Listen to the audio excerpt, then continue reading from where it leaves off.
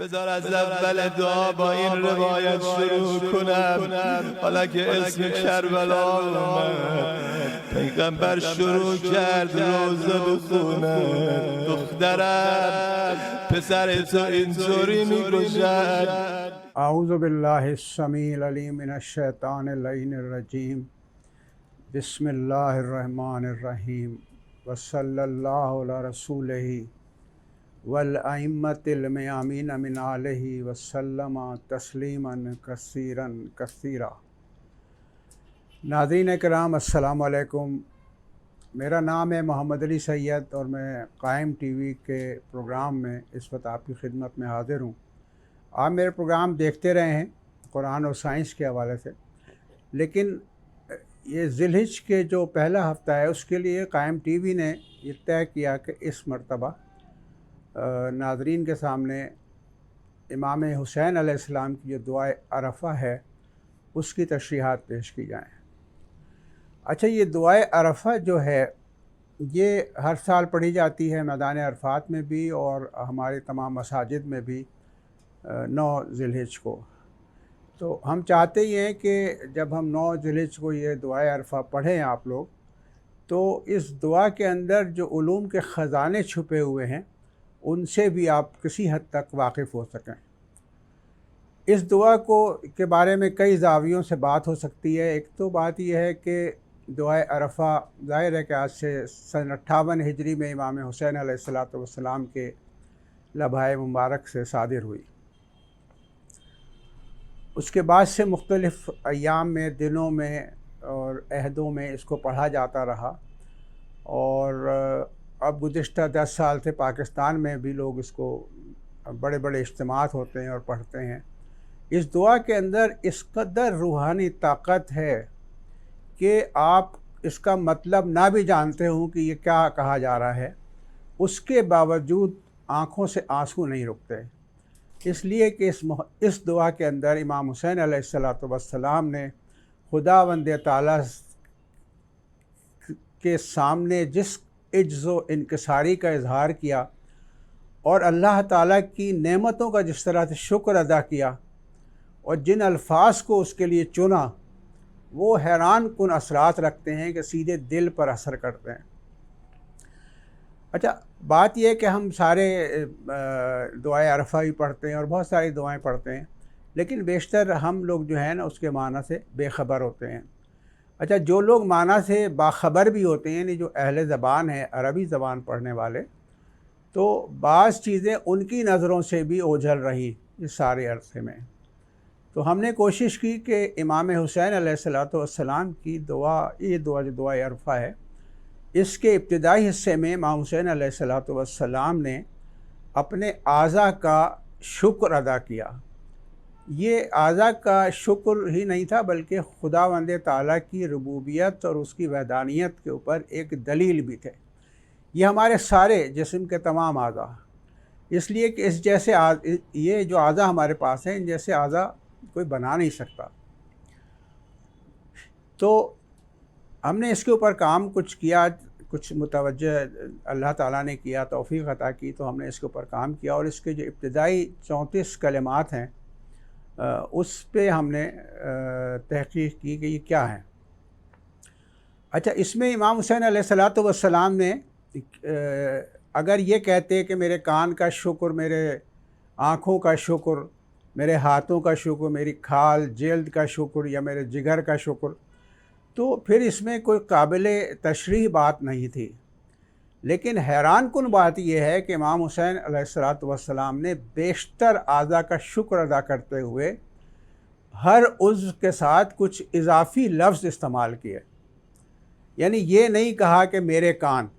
بلکہ یہ کہا کہ کان اور اس کے پردے. زبان کے لیے یہ نہیں کہا کہ زبان، بلکہ یہ کہا کہ زبان اور کھانے پینے کے ذائقے. یہ نہیں کہا کہ زبان، بلکہ یہ کہا کہ زبان اور حروف و حرکات. اسی طرح سے جگر نہیں کہا بلکہ جگر اور اس کے اطراف کے خزانے. تو کوئی ہر چیز کے اندر ایک ایسا لاحقہ آپ نے لگایا کہ لوگ سمجھنے والے اور جو غور و فکر کرنے والے ہیں وہ کسی بھی صدی میں پیدا ہوں، جب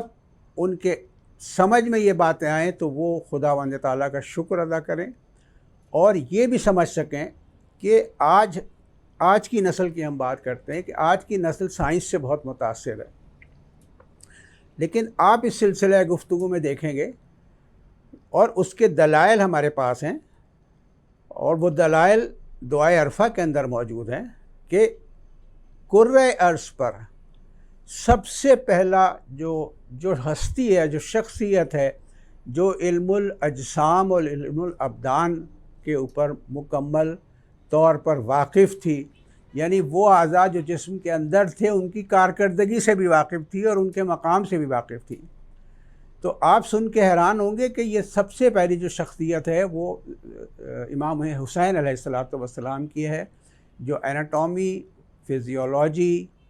اور اس دعا کے اندر فزکس اور حتیٰ کہ کمال یہ ہے کہ جینیٹکس کے موضوع پر بھی آپ نے بات کی، لیکن ان ساری باتوں کو سمجھنے کے لیے غور و فکر کی ضرورت تھی۔ یہ پوری اس دعا کے اندر یعنی آپ کے کلمات کی تشریح میں نے پیش کی ہے، اس کے اندر ایسے راز چھپے ہوئے ہیں لیکن مخصوص الفاظ کے اندر،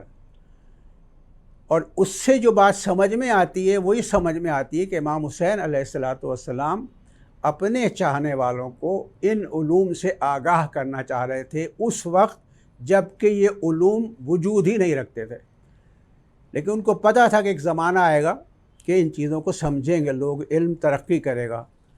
یعنی جینیٹکس جیسے سبجیکٹ جو ہے وہ دعائے عرفہ کے اندر موجود ہے، فزکس دعائے عرفہ کے اندر موجود ہے، اسی طریقے سے ایناٹومی، فزیولوجی، یہ سارے علوم اس میں موجود ہیں، لیکن یہ کہ ہم ضروری ہے کہ ہم اس کے اوپر غور و فکر کریں۔ تو اب جیسے مثلا امام نے علیہ السلام نے یہ کہا کہ نفس کی گزرگاہیں، تو ہم اسی سلسلہ گفتگو میں اس پہ بات کریں گے۔ تو نفس کی گزرگاہ ہماری نزدیک تو ایک ہی ہے جو سانس کی نالی ہے، لیکن امام حسین علیہ السلام نے نفس کی گزرگاہیں کہا،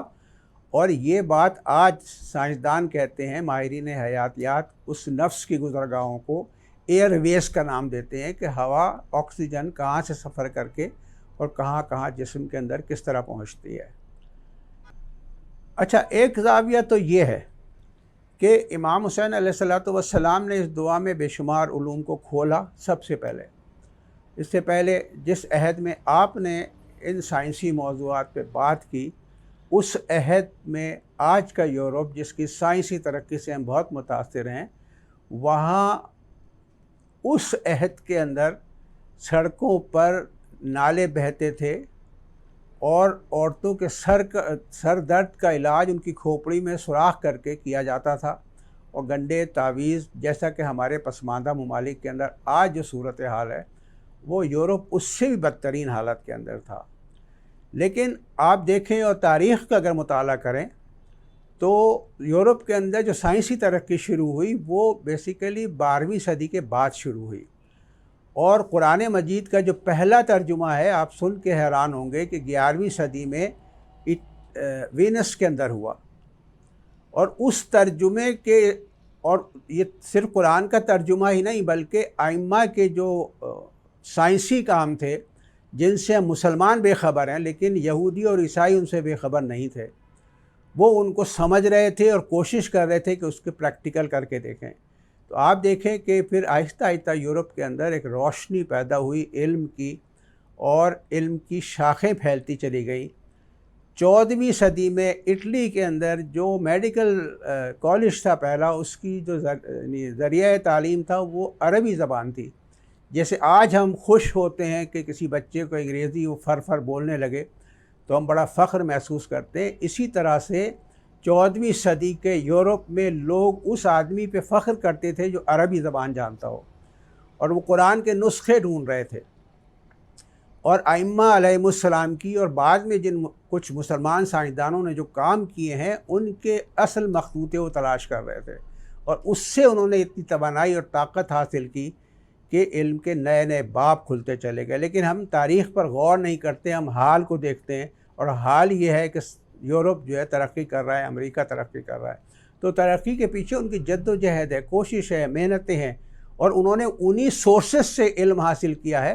جو سورسز ہمارے پاس موجود تھے، ہمارے پاس آج بھی موجود ہیں، لیکن ہم شاید اس کے اوپر بہت کم غور کرتے ہیں۔ تو اس میں قابل غور دوسرا نقطہ جو ہے، یہ چونکہ ابتدائی گفتگو ہے تو اس لیے میں عرض کر رہا ہوں، تو اس کا جو قابل غور نقطہ ہے وہ یہ ہے کہ یہ دعا ہمارے خزانہ علمی، یعنی جو دعائیہ ادب ہے اسلام کا، اس میں یہ 1400 سال سے موجود ہے، لیکن آج تک کسی نے اس دعا کو پڑھا تو سب نے، لیکن کسی نے ان علمی نکات کو آشکار نہیں کیا، نہ ان کو سمجھا، نہ ان پر غور کیا۔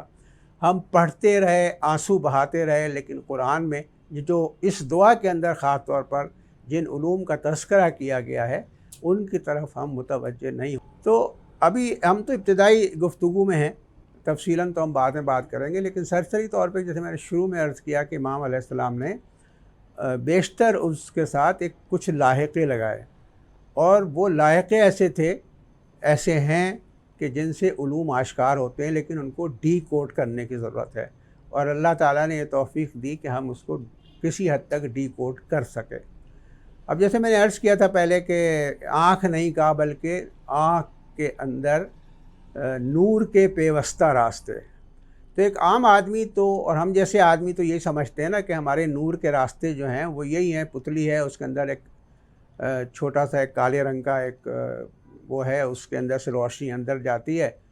اور بس ہمیں نظر آ جاتا ہے، آپٹک نرو کے ذریعے وہ دماغ تک جاتی ہے اور پھر ہمیں نظر آ جاتا ہے۔ لیکن آپٹک نرو بھی ایک رگ ہے، اور یہ بھی یعنی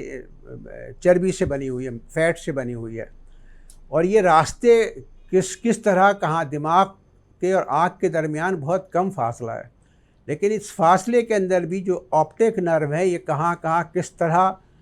جاتی ہے، اس کو ہم جب اس موضوع پر آئیں گے تو ہم تفصیل سے بات کریں گے۔ اسی طرح سے امام نے ناک نہیں کہا، بلکہ ناک کے پردے کہا۔ اب ناک کے پردوں کا شعور ہی ہونا کسی کے لیے 19ویں 20ویں صدی سے پہلے ناممکن تھا، کیونکہ یہ پردے اس وقت معلوم ہوئے جب کہ ریڈیولوجی اور مائکرو بیولوجی اور جیسے علوم دنیا میں آئے، اور یہ سارے علوم آئے ہیں 19ویں اور 20ویں صدی میں، اور امام ان چیزوں کے لیے کب بیان کر رہے ہیں؟ 58 ہجری میں، یعنی تقریباً 1400 سال پہلے۔ اسی طریقے سے آپ نے دل نہیں کہا صرف، بلکہ کہا کہ دل اور اس کے پردے۔ تو اب وہ پردے کیا ہیں دل کے؟ یہ ایک عام آدمی تو نہیں جانتا، وہ تو سمجھتا ہے کہ دل دھڑک رہا ہے میرے اندر، لیکن وہ پردے جو ہیں دراصل اصل جو ہمارا دل ہے وہ چونکہ 1 منٹ کے اندر 72 مرتبہ دھڑکتا ہے، تو اس کے پچکنے اور پھولنے کے اندر ایک پروسیس ہے یہ پورا۔ تو یہ 1 منٹ میں جب 72 مرتبہ ایسا ہوگا تو اس کے اندر کوئی خراش بھی آ سکتی ہے، اس کے اندر کہیں پہ کوئی مسئلہ بھی پیدا ہو سکتا ہے۔ تو اس لیے اللہ تعالیٰ نے اس دل کے اوپر 2 پردے بنائے ہیں، اور وہ پردے جو ہیں وہ تھوڑی سی یعنی اس کے اندر نمی ہوتی ہے، چکنائی ہوتی ہے، اس کے ذریعے سے یہ ہوتا ہے کہ دل جب کھلتا ہے، پچکتا ہے اور پھولتا ہے، پچکتا ہے اور پھولتا ہے، تو اس کے اندر وہ اس چکنائی کی وجہ سے دل کے اوپر کوئی خراش نہیں آ پاتی۔ لیکن یہ ساری معلومات ہمیں 19ویں صدی کے بعد حاصل ہوئی ہیں۔ اسی طریقے سے بے شمار باتیں ہیں، مثلاً یہ کہ ماں کا دودھ، تو ماں کا دودھ نہیں کہا بلکہ کہا کہ تازہ بتازہ دودھ نہیں کہا، تازہ بتازہ دودھ۔ تو اب یہ سمجھنے والے اور جو اس شعبے سے متعلق لوگ ہیں وہی سمجھ سکتے ہیں کہ جب بچہ پیدا ہوتا ہے اس کے بعد جو ماں کی چھاتیوں میں دودھ اترتا ہے، اور وہ جب بچے کو بھوک لگتی ہے اور وہ اظہار کرتا ہے تو دودھ سمٹ کے دودھ کی نالیوں سے بچے کے منہ تک پہنچ جاتا ہے۔ اب باہر موسم سردی ہو، گرمی ہو، شدید گرمی ہو، لیکن بچے کو جو ملتی ہے غذا وہ تازہ بتازہ نیم گرم دودھ کی شکل میں ملتی ہے، اور وہ جو غذا ملتی ہے اس کو دودھ جو ہے وہ خود ایک موضوع ہے کہ اس کے اوپر گھنٹوں بات کی جا سکتی ہے، لیکن ہم ابھی ابتدائی طور پر ان موضوعات پہ سرسری بات کر رہے ہیں۔ آگے چل کے ہم بات کریں گے کہ ان کی تفصیلات آپ سے عرض کریں گے۔ تو یہ ہے پس منظر. انشاءاللہ اگلے پروگرام میں حاضر ہوں گے اور اس کے اوپر ذرا دوسرے زاویے سے بات کریں گے. بہت شکریہ. بذار از اول دعا با این روایت شروع کنم حالا که اسم کربلا